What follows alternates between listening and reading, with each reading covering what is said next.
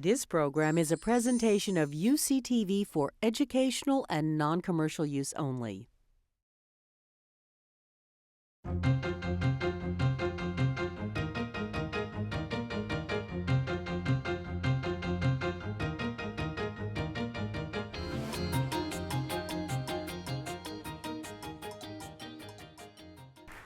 Well, good evening, everyone. Welcome to this event that I think will be absolutely magical tonight. This is going to be a lot of fun for all of us, and we've had a great response. We had 307 people RSVP for this, so a terrific response to hear our speakers tonight. So let me now move to introduction of our distinguished speakers, Mayor Kevin Johnson and Ms. Michelle Rhee. So elected in November of 2008, Kevin Johnson is the 55th mayor of Sacramento and the first African American to serve in that office. Mayor Johnson, who is a native of Sacramento, strongly believes that in order to be a great city, we must have great schools, and he's committed to identifying ways to strategically drive education reform. During the first 2 years of his administration, Mayor Johnson has accomplished a number of objectives to ensure all Sacramento students have the opportunity to attend excellent public schools. In addition to creating a formal partnership between the city and area school districts and hosting 4 major education summits, Mayor Johnson serves as co-chair for U.S. Secretary of Education Arne Duncan's Mayor's Advisory Council and chair of the U.S. Conference of Mayors Task Force on Public Education. Michelle Rhee is the founder and CEO of StudentsFirst, a national education reform organization now headquartered in Sacramento. Michelle, welcome to Sacramento.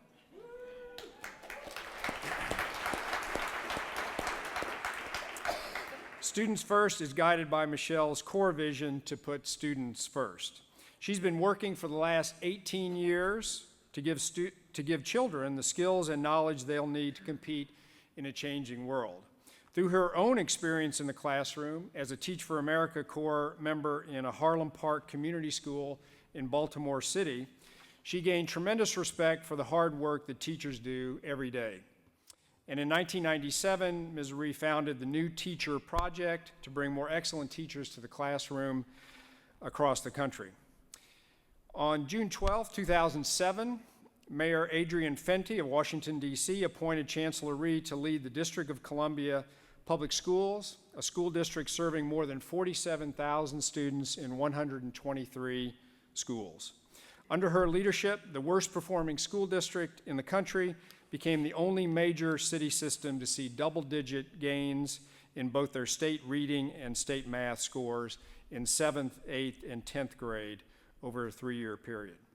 Michelle currently serves on the advisory boards for the National Council on Teacher Quality, the National Center for Alternative Certification, and Project REACH of the University of Phoenix School of Education.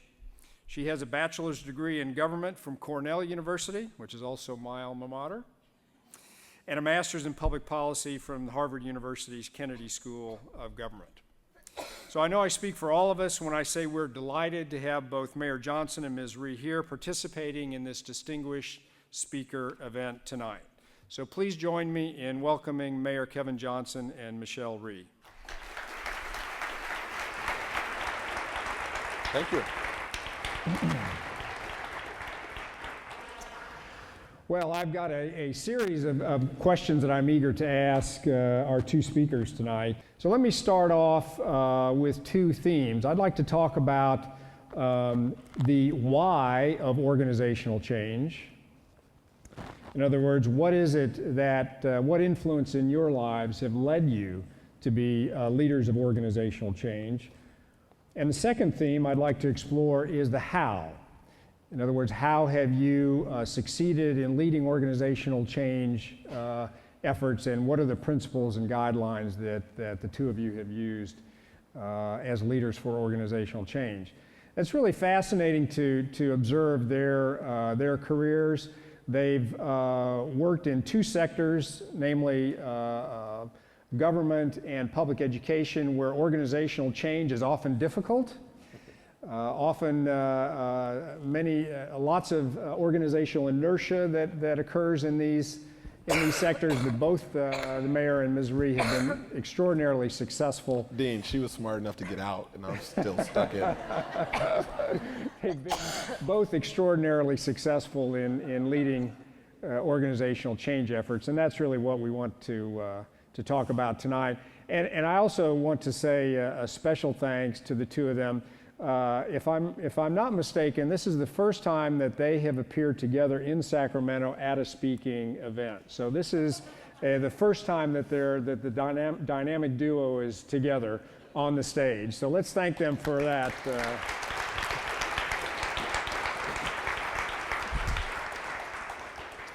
Okay, well, ladies first, so let's begin with Michelle.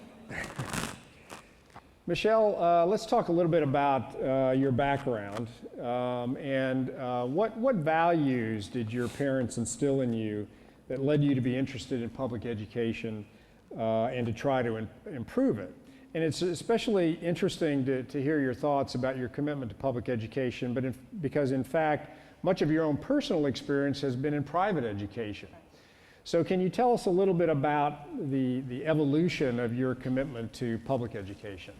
Sure. So I was incredibly fortunate growing up, starting from 7th grade, attended private schools, went to a country day school where there were probably 15 kids in a class. In my entire grade, there were 55 students, and that was the largest group ever to go through the school. It was an incredibly nurturing environment, very, very rigorous. You hear lots of stories about people who felt ill-prepared for college. I felt sort of over-prepared for college in lots of ways. But probably what was interesting was the fact that my father, who was a physician, was very different from most Korean men of his generation in that he was very sort of socially and civic minded.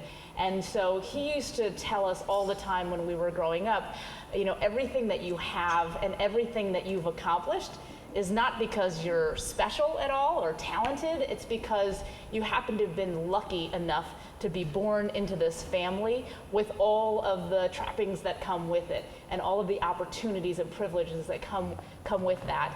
And so the kids who are growing up in inner city Toledo who have none of what you have, it's not because they're not talented and not because they're not able and smart, it's simply because of the fact of where they were born. And it was that sort of mindset that he instilled in me from a very young age that kind of made me always think about what other people did not have access to that I did. Growing up through high school, I spent a lot of time, a high school boyfriend of mine's mother. Now. He didn't mean anything to me though. She was an inner city school teacher, and I remember volunteering in her classroom one day, and it was so different from anything that I had ever experienced that it just sort of inspired me and kept me coming back. And so since that point, I was really sort of captured by this thought of kids living in under-resourced, less privileged environments, not having an equal chance in life just because of the luck of their birth. And I just thought it was the most un-American thing that you could possibly imagine. That's great. How many of you saw Michelle on Oprah back in November? Okay, that's a pretty good proportion. So I can't resist to ask a kind of a fun question. What was the most interesting question she asked you? What was the most interesting? So first, I'll give you a few tidbits about Oprah. Oh, good. We're all looking forward to that. She's really short. I don't know if you'd ever sort of realize this, but she's really short. And so when I was on the first time, she was sort of walking by, and I almost didn't notice because she was really short, and she was carrying her heels with her. That happened to be probably like 6 inches high. And so she came up and she sat down and she told the camera crew, she said, these are my 10-minute shoes.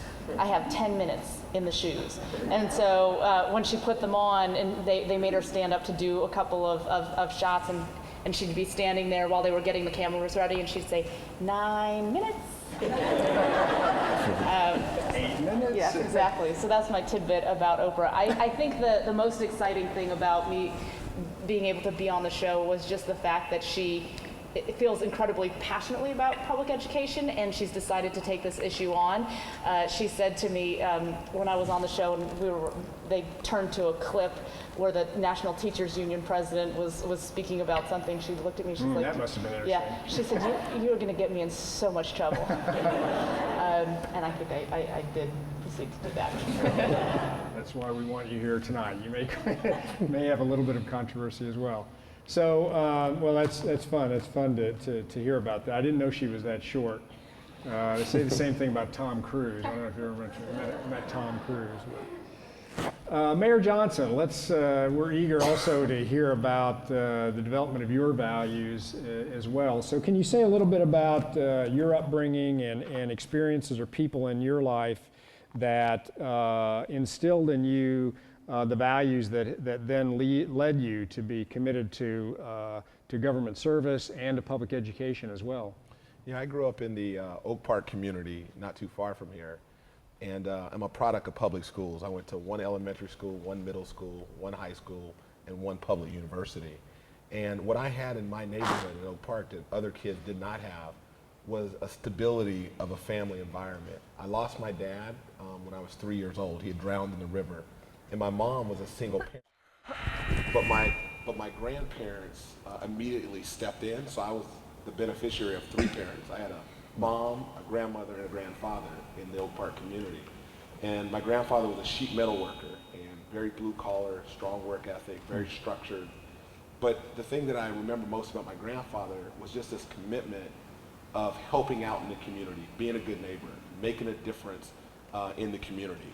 My grandmother on the other side was very gracious, and she was a person that always made sure I did thank you notes when you got a gift. And if I didn't do it, I'd have to sit at the table and couldn't eat or go out and play.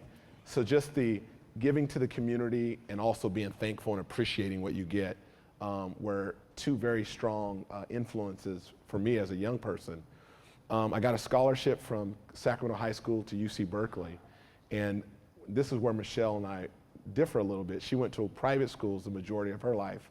I got to college, she was over-prepared, and I got to college, and for the first time I realized I was underprepared, that I did not get a good education growing up, where I thought I did. I got A's and B's the whole time. I actually skipped 5th grade. So, I mean, how much smarter can you be than that? You skipped it. I skipped a whole grade, so.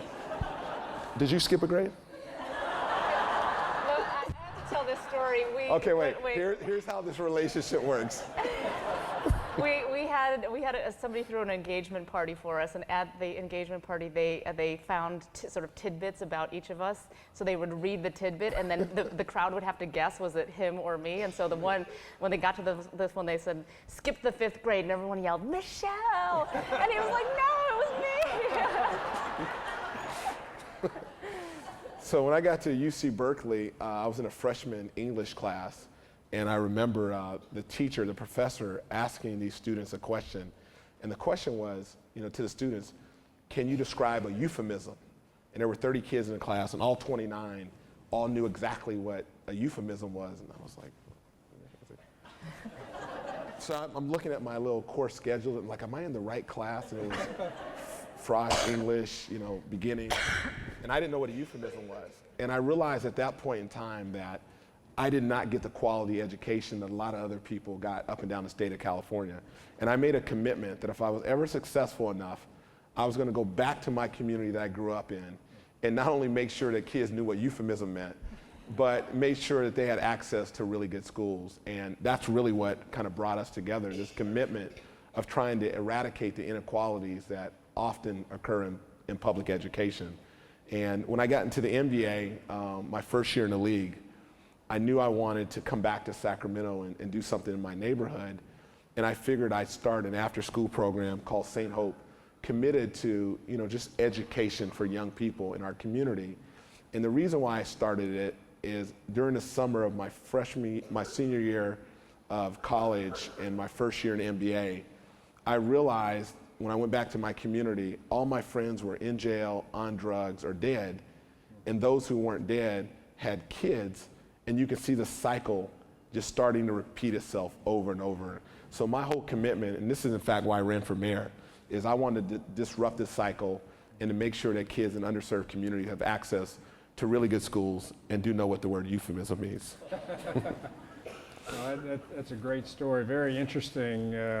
One of the things that I think is so interesting about tonight and about having Kevin and Michelle here is the individual stories that they have and all they've accomplished individually yet separately, but also the dynamic and the chemistry between them, which we've already seen a little bit of. And let me then move on to my next question, and that is, how do the two of you help each other be better leaders? Okay, so the motivation behind this is that my wife is a professional person as well, and an Asian woman, so I'm kind of partial. So, and she helps me a lot, actually, in my work, and I help her. And I'm just curious about the conversations that the two of you have about different leadership or organizational change issues that you might be confronting, because in each other you have an amazing coach to help each other in these. So Michelle, what observations have you had in the way that the two of you have helped each other? I think that one way that we are very different, and one way that the mayor's helped me tremendously, is I'm very impatient. And I don't like uncertainty, and so my personality is such that when I'm faced with a situation, I want to make a decision very quickly, and I want to move and then be done with it, and then move on to the next thing. So very, one step after the other. And one of the things I think that he's helped me with is being okay with uncertainty a little bit more and taking a little bit more time in making decisions. And it's not a natural thing for me. It makes me feel uncomfortable, but I've had a number of situations where he's sort of said, okay, let's just wait a second and think for a little while. And I'm sitting here like this, twitching, and it turns out that the next day or the day after, something will come to one of us that we never would have thought of, at that moment, that has allowed me to make a better decision and have a better outcome overall. And so that has been extraordinarily helpful to me. Interesting. Kevin? Let's see. I think that we really complement each other in many respects, but it is pretty neat to be able to come home and at the end of the night, you come together talking about what you both are so passionate about, which is education.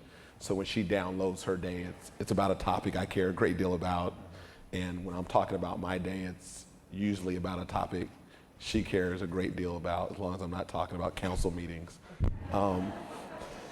But I think where she's been probably most helpful for me are two concrete things.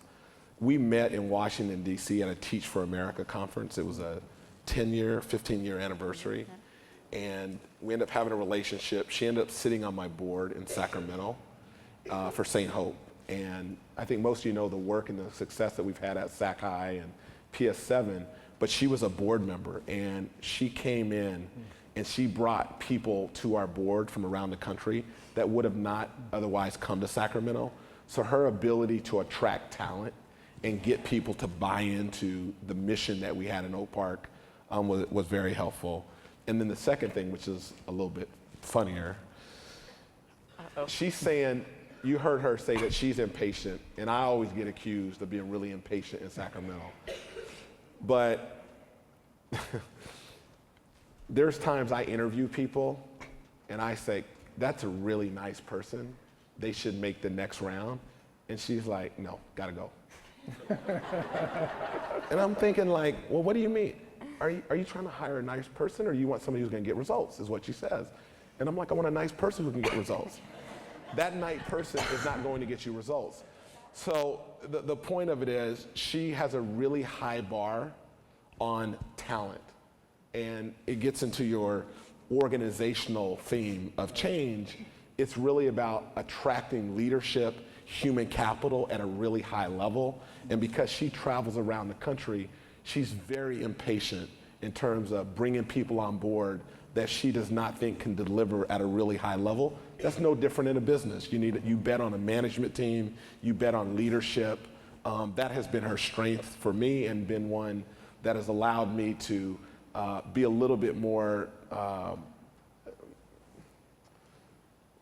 the right word is? You normally finish my sentence. Discerning, being a little more discerning in terms of who we bring on board. Thank you.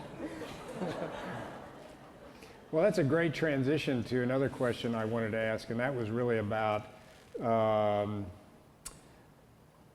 human capital decisions, choosing colleagues, team members, other leaders, and with an eye toward people who are going to be your allies in advancing the mission of your organization and advancing organizational change activities and efforts. So Michelle, can we explore a little bit more deeply? So it sounds like you are very intuitive, and you are able to draw judgments in a very efficient way. Are you able to reflect on how it is that you do that, and what are the criteria that you tend to look at when you're making decisions about bringing someone on board? So first, you should know that over the 20 years of my career, I've probably, recruited, meaning hired and fired more people than most people ever will in a lifetime. That was what I did. My job was hiring people, because I ran an organization called the New Teacher Project, and what we did was hired thousands and thousands of people a year to teach in public school districts across the country. So this is sort of my thing. My staff used to make fun of me that I would have the 7-minute interview, that I knew within 7 minutes whether somebody was going to make it or not, and then they'd say, could you just please be nice for the last 23 minutes of the interview and not make the person feel like you knew exactly what was going to happen when they walked in the door. I think some of it is intuitive, but there are a couple of things that I look for in any position that I'm hiring for, from an office manager all the way up through a president of an organization that I'm running, and that is one, that I need somebody who's very goal-oriented. Somebody who measures their success based on measurable goals, and also someone who can talk about how they have persevered through challenges to get on the other side. So in my business, nothing is easy.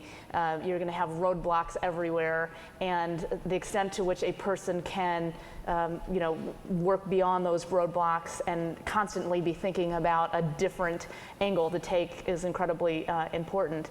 I think as a leader, I have many faults and things that I'm not good at, but one of the things that I think I am good at is sniffing out talent. And I always am looking to hire people underneath me who are a lot smarter than I am. And because my job is not to be the smartest person in the room, my job is to block and tackle for all of the smart people so that they can do incredible work. And so one of the things I always pride myself on is finding people who are unbelievably talented and assembling a great team, and then knocking down all the barriers so they can do their jobs. Yeah, I think that's great. Those are fascinating reflections, and it resonates with me, because I think my job is to ensure that other people can do their jobs and flourish in their jobs. So that makes a lot of sense to me. So Kevin, what about your thoughts when we already talked a little bit about how you see things differently, but what are your thoughts and what are your criteria when you think about bringing someone on board your team and your organization? And is there anything specific about being in government service that, say, differs from what Michelle does in her work in public education, or are things really more generic and there are more commonalities across those? I think there's a lot of commonalities, and I think, again, for me, thinking about our discussion today, I want to think about, like, what are my core beliefs and my core values? And my 4 or 5 are, one, I believe that every kid is special. I don't care who it is. That's a core belief I have. Another one would be I have a tremendous, a goal to really focus on results, so very result-oriented. Another one would be relentless pursuit of excellence. Just that commitment of excellence. Another, I'm a fanatic about details. Things need to be done a certain way, and that's really important to me. So when I think about hiring people, I want people that embrace those core values. And because I played sports in my other life, I want somebody who's competitive. I want somebody who's got great energy and is very competitive. They know what the goal is. They know how to play and be a part of a team. And they want to be held accountable for outcomes, whatever those are. And when you think about, in business school, you have, the triangle of success. You have relationships, results, and process. I can give a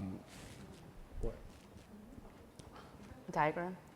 Who? A diagram? I don't care a whole lot about process. Oh. So I'm really focused on results. But as an elected official, relationships is so important. Right. So I've had to learn to, is temper my commitment for results, or at least find a way to make that compatible with this notion of relationships to get to where we need to be. So at the end of the day, I think my job is to articulate a shared vision and then have people who believe in those goals, deeply invest in those goals, can take a plan, execute it, and are going to constantly reassess on whether or not we're getting there. But it's really about accountability. If people don't want to be held accountable, it's just not going to work. We're not ones where we don't make excuses for what we do. If it works out, you pat each other on the back and you give somebody else credit. And if it doesn't work out, you say, I didn't do my job well enough.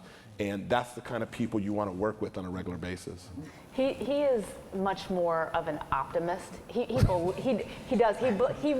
this incredible belief in people.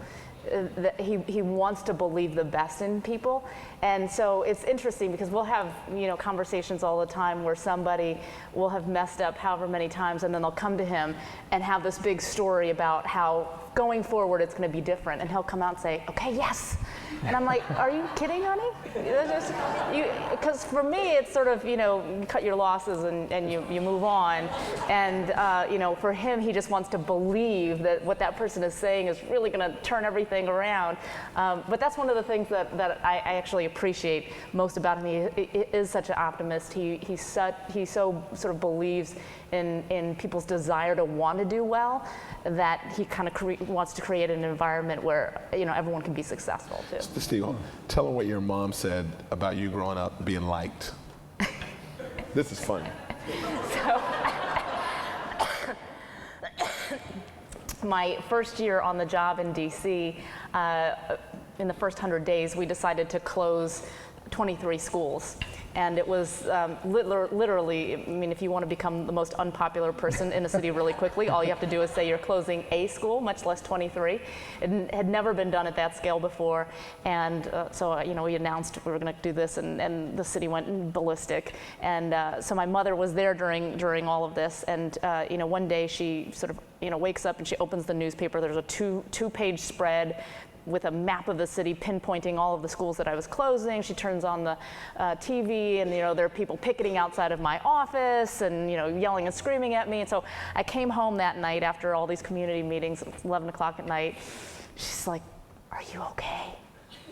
And I said, yeah, I'm fine. She said, it's so interesting. When you were young, you never cared what other people thought about you. And I always thought that you were going to grow up to be antisocial. She said, I see now that this is serving you well. So that's just a little insight into the way that my particular brain works. I guess I've always been that way, though. Fascinating, fascinating. So one of the topics that I'm personally interested in my research is the role of trust in the workplace and trust in leaders. So what are your reflections on how to build trust, how to maintain trust, how to repair trust if trust is damaged? So what are your thoughts? What are your thoughts about that? Michelle? So my good friends and I have a saying, we always say to each other, trust is the basis of any relationship. And I think that's absolutely right. You have to have faith and trust.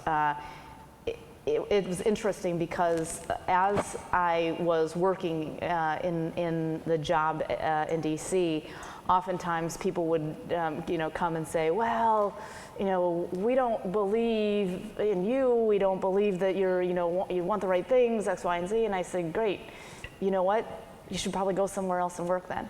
Because I don't think that anyone ever wants to be in a position where they are working for someone that they don't have full faith and confidence and trust in.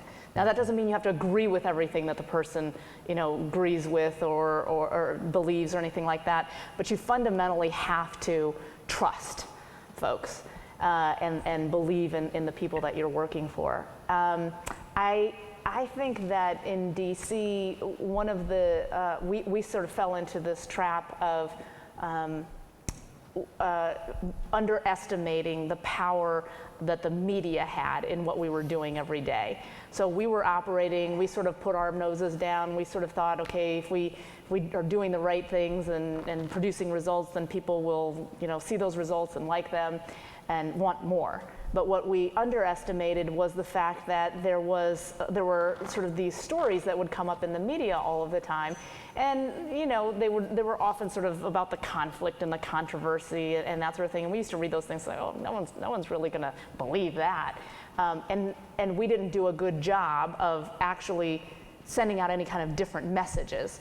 So then the messages that the sort of media was creating or the dynamics that they were creating were the ones that stuck in people's heads.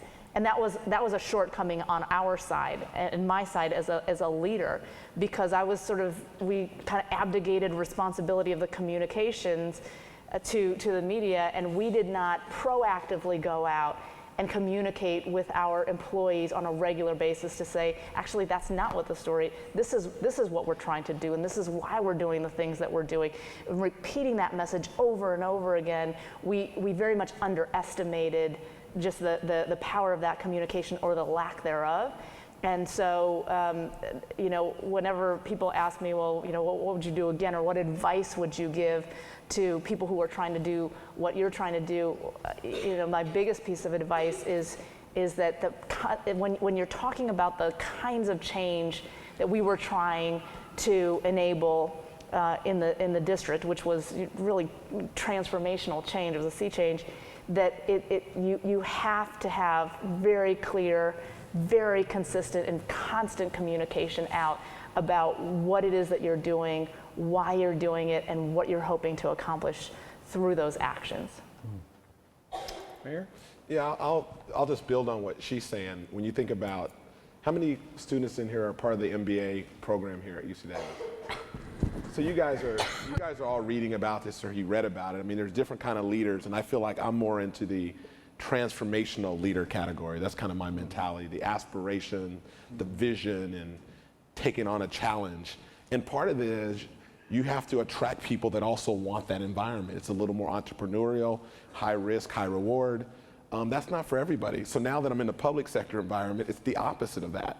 It's process, it's about consensus, it's about let's plan the plan and then plan a little more and then talk about the plan and then put the plan on a shelf and then start all over, and then there's a new election cycle and then you pull the plan off, and and that's just a different environment when you want results. And so when I think about my work as an athlete, first of all, and I'll give two, as an athlete, when you play good team defense, you cannot in the NBA guard a player by yourself. They're just too good.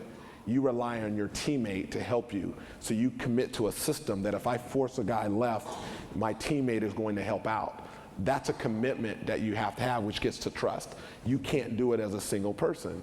So if you fast forward to the school environment, going back to being a transformational leader, if you lay out on the front end what you expect and what you're trying to do, that will attract people and they want to do that. And it's very clear on the front end. So let me give you an example.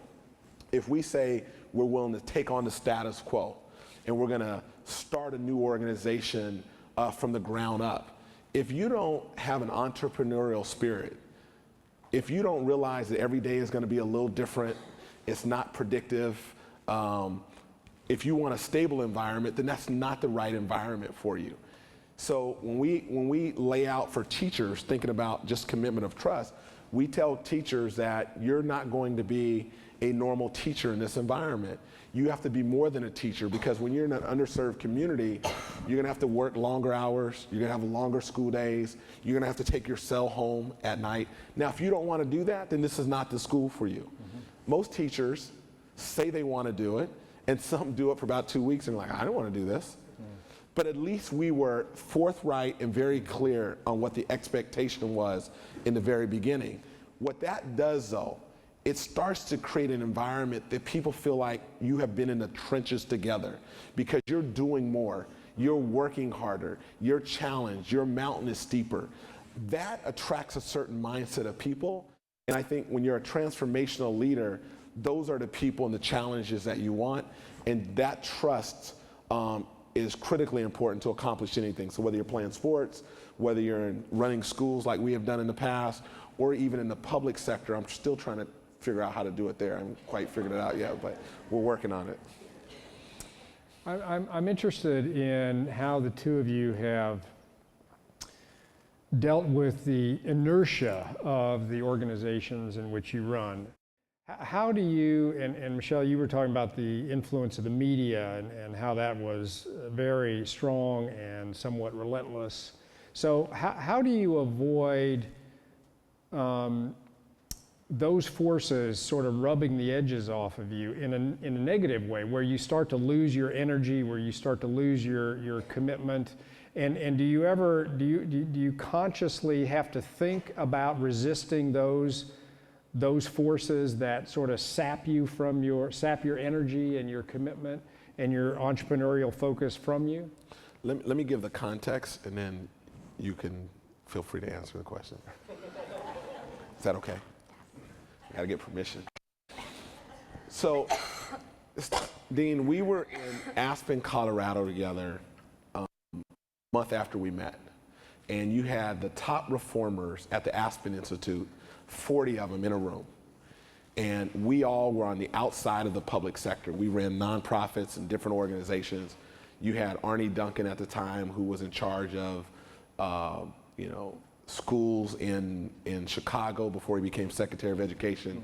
Cory Booker was a council member, the founder of Teach for America, the founder of KIPP Schools. We're all in the room, and these are the top reformers in the country. And we met for 3 days, and we talked about how we're gonna change the world. And at the end of 3 days, it became very clear that we were just gonna go back to our respective communities and keep doing what we were doing, but not really change the world. And I remember I got a chance to make a closing comment, and my closing comment was, if people in this room really want to make a change, we should do 2 things. One of us should go back and become a superintendent or a chancellor inside the system, because you've got to take the things you do in the private sector that work and take those. This system can't change itself from within. You needed to take folks on the outside and put them inside. So that was a chancellor or a superintendent. And somebody else needed to go back and become a mayor of their city. The irony of that discussion, she and I were the ones that did that. She went and became a chancellor in DC, and I became a mayor. And I think she can get at a little bit of why we think that's important, especially in terms of consensus, which I'll let you kind of throw out here. When I started my job in DC, about probably, 5 or 6 weeks in, I remember I was driving home one night, it was raining, and my cell phone rang, and I looked at my phone, and it was a call from Joel Klein, who was the chancellor of the New York City Public Schools at the time, and he was the one who had referred me to the mayor of DC, so he'd sort of gotten me into the whole job to begin with. So I pulled over to the side of the road, and I pick up the phone, and he says, okay, Michelle, I am going to give you 2 pieces of advice. I said, okay, let her rip. And the first thing he said, so first of all, do you have a boyfriend? And I said, no, well, I don't. At the time I didn't. And he said, okay, so my first piece of advice is go out and get one. And I said, sir? And he said, because let me just tell you that this job is the loneliest job you could possibly imagine. And unless you have someone at home every night that you come home to at the end of the night who says to you, honey, you're not the crazy one. They're the crazy ones. You're just fine. He said, unless you have that kind of emotional support every night when you go home, you're never going to make it. So go get yourself a dating life. That was the first thing that he said. And I never thought in my entire life that I would be getting love life advice from Joel Klein, but there I was. And so after that, I said, okay, so what's the second piece of advice? And he said, the second piece of advice is you have to lead from the front. And he said it in such a definitive way that I said, okay, thank you, sir. And I hung up the phone, and I get back on the road, and I'm like, I have no idea what that means. I had no idea what that guy's talking about. And it wasn't actually until a few months later that I was going through the whole school closure process, where literally people would be picketing outside of my office every day. Everyone on the TV, radio, you name it, was sort of criticizing me.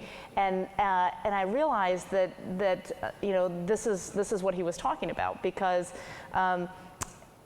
a year after all the school closures were done, a woman came up to me at a community meeting, and she said, do you remember me?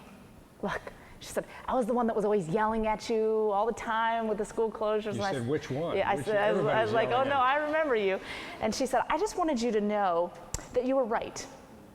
I couldn't see it at the time because it was such an emotional process and we didn't want the school to close, but you were right. We're in a better school now. We have more resources. The kids are getting a better education. So good job. And I thought, okay, see, so I realized that leading from the front means that if you get mired in sort of the, you know, trying to make everybody happy all of the time and trying to keep the noise levels to a minimum, the likelihood that you're actually going to move anything is not high. Sometimes you have to be able to see things that other people can't see maybe at that point, but you know it's the right thing to do. You have to get out in front. And you have to lead people to that, and eventually, if you're making the decisions for the right reasons, then people will come along to that. And so, you know, I think in any situation where you're trying to really crack open things that have been in place for a long, long time, change doesn't come easy. You know, as much as people say they want change, it's only until you actually start to change their lives, and they're like, wait. Not so much. And so, you know, when you're in the middle of that, realizing that there's something on the other side, and so kind of keeping your core of what you know is good and right is important. I think you have to. You remember year 2 speech that you wanted to give about consensus? Yeah. Tell him that one real quick. So he's going to get me in trouble. You're in Sacramento. It's better you get in trouble than me.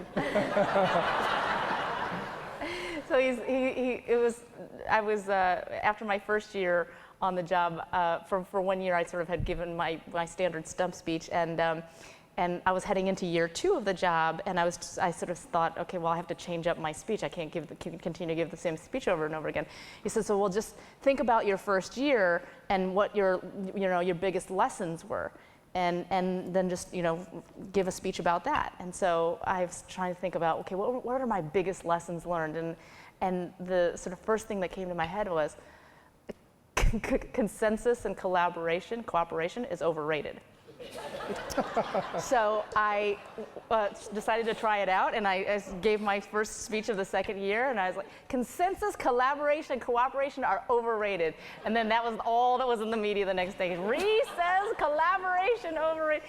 But what I actually meant by that was that in the public schools, collaboration became the end game. right? So what everybody became focused on was how can we all get along and keep all the adults happy. And it was this, it created this environment where literally, when I started in DC in 2007, 8% of our 8th graders in the city schools were on grade level in mathematics, 8%. If you were to have looked at the performance evaluations of the adults in the system at the same time, you'd have seen that 95% of the adults were being rated as doing an excellent job. How can you have a system where all of the adults are running around thinking they're doing great work when what we're producing for kids is 8% success? And it was because the culture and the environment was such that we all wanted to feel good about ourselves. We want to pat each other on the back. Aren't we doing a good job, right? And so it's totally about process. Yeah, so all of the adults were happy with the system, even though it was completely failing kids.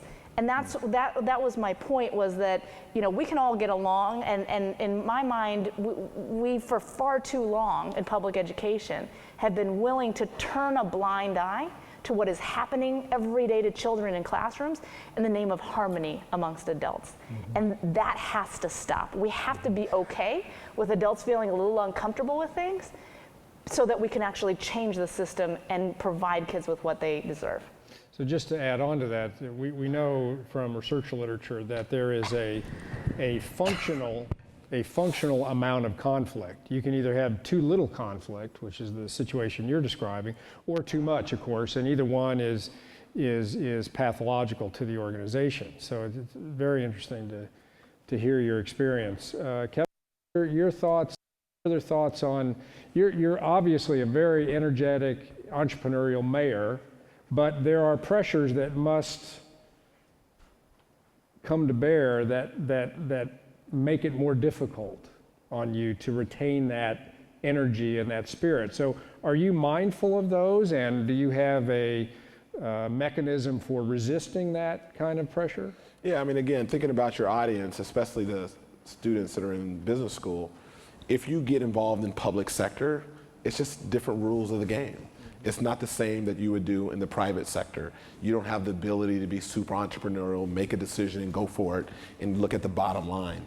It's about process, it's about relationships, it's about how many people did you talk to. It's often about making somebody else feel like it's their idea, so they can own it and feel good about it.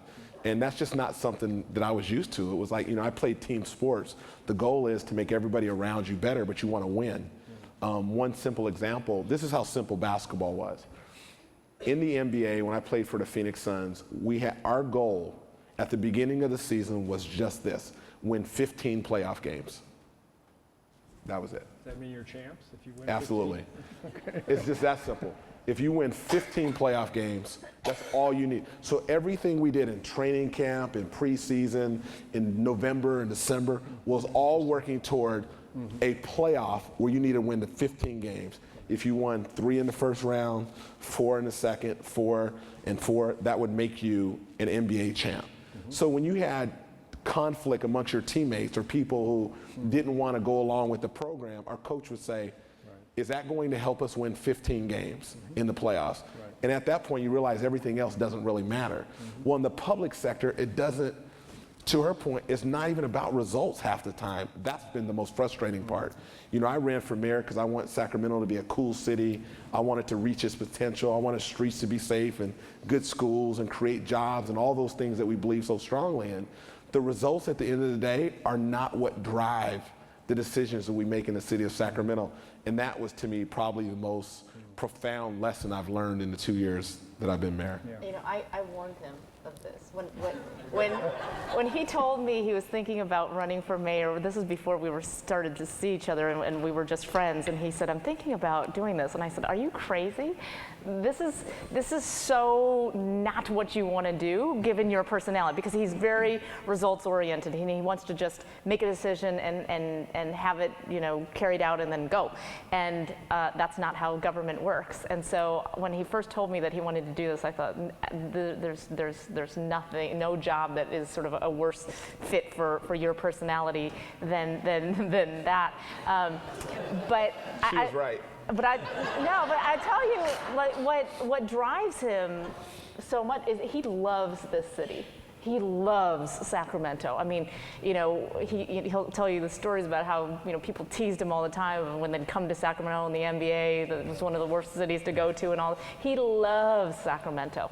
He wants this city to reach its potential, and so that's where he gets his energy every day. I mean, despite the fact that he's not able to necessarily do all the things that he wants to do on the time frame that he wants to do it on, his energy is sort of endless for wanting to just, you know, make the city the best it can be. So he has a very clear superordinate goal that dominates his behavior and his actions, even if the organization in which he operates does not have a single superordinate goal.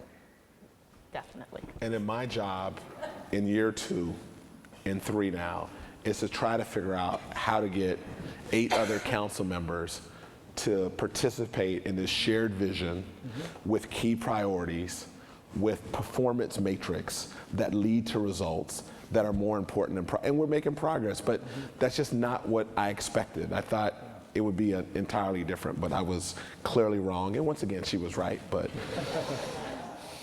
So I'm interested in, as Michelle, as you look at reforming public education and public school districts, and Kevin, as you think about our region and trying to take it forward, and you both think about organizational change, how do you decide what to change and what to leave alone? Because you can't change everything. Some things you have to leave in place. And how do you differentiate between what has to be left in place versus what to go after and really allocate your time and effort to? So how do you decide which levers to pull and which to leave alone? That's a good question. And one that we faced when I took over the school system in DC, because everything was broken. Literally everything needed to be fixed. And so the question was, what do you do, and how and when? And for me, the sort of primary thinking that we went through is, okay, there's an order of operations. So, for example, lots of people would say to me, well, how come you never tried to lengthen the school day? Why you were so focused on teacher quality, you know, and making sure that you had the right teachers and principals in place? Why didn't you try to extend the amount of time that kids were in school? And I would say, well, because you have to make sure that what's happening in the classroom is good first, because more crappy teaching is not going to help any kids, right? So you have to make sure you've got the right people doing the right things in the classroom first, and then more of that is going to have a benefit. But if you try to pull the wrong levers, you know, or in the wrong order, it's actually not going to produce the results that you need. And so part of what we had to think through was, what's that order of operation? And I think that's, you know, when you're talking about systems that are as you know, wholly dysfunctional as the one that we saw, it was a careful balance between seeing, you know, as much change as you wanted to on a quick enough time frame, but not, you know, disrupting the entire system so that people couldn't actually operate or didn't know, you know, what was happening or what was expected of them. So, Kevin, what are your thoughts in terms of how you prioritize? What do you go after versus what do you leave alone in terms of effectuating change? I think looking at it from a regional standpoint, I think was partly your question. You know, one of my challenges, I would go back to Washington, I would hear where the president would want to go and where his agenda was. And I'd come back and I'd realize that no one in our region heard it. So one of the things I had to do in year 2 is bring more people out so they can hear. It's like going on a field trip, exposure, getting experience, so that when I started talking about a vision or where we would go, people would say, yes, I heard it, I see where we're trying to go. So when President Obama said that during this economic, you know, challenges that we're having, if you want stimulus dollars in your community, those communities that work together as a region are going to get more dollars. Well, when I was able to come back and then bring people out and then they heard it, it made sense for it was in our self-interest as a region to create a regional economy, to collaborate as a region. And then you come up with a couple proof points that our region understands that we'll be much better and much stronger working as a region. That was something that was easy to do after the president said it. The other point was I realized that Sacramento, when you think about our region, we're looked at as the bully, because we're the big capital city, and whatever we do in Sacramento, we usually do it without respect to the other cities. So one of the things I had to do early on is go out to, whether it be Woodland or Winters or Yuba or Roseville, go out to those communities and say, you know, I don't have the answer. What's important to you, and how can we work together? So I'm doing all the things that Michelle says she's not a big fan of, which is consensus, cooperation, and collaboration.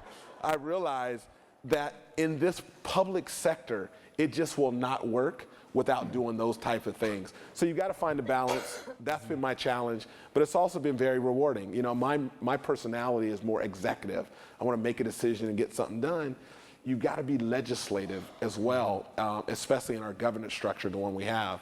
And I think as a region, we've made a lot of strides, you know, with your help and the Greenwise initiative. If we look at Davis as being a separate city on the other side of the causeway, our region loses.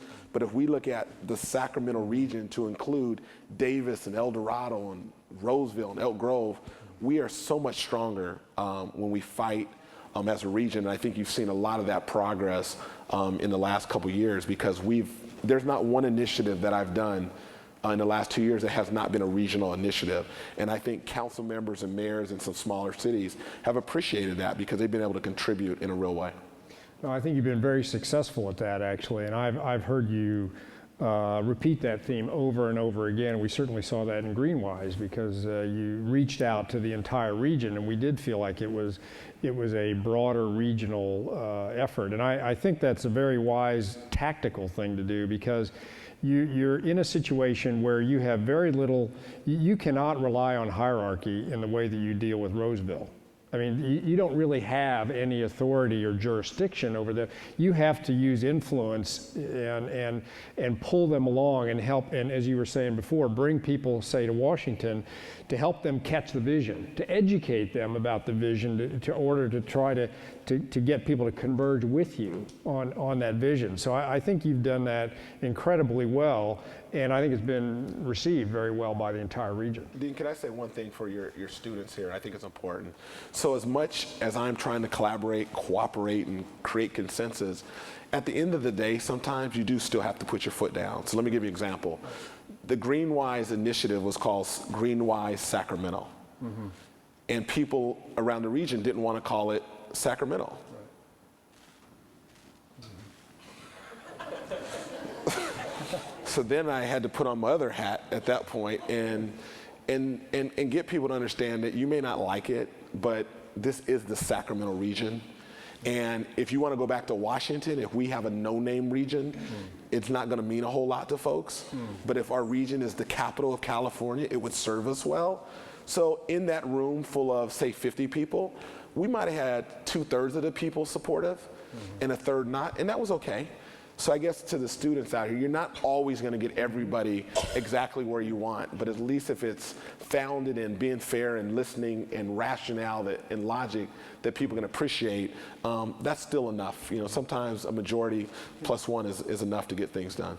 Well, that's the balance between cooperating and partnering and those things. But at some point, decisions have to be made, and you have to exert leadership.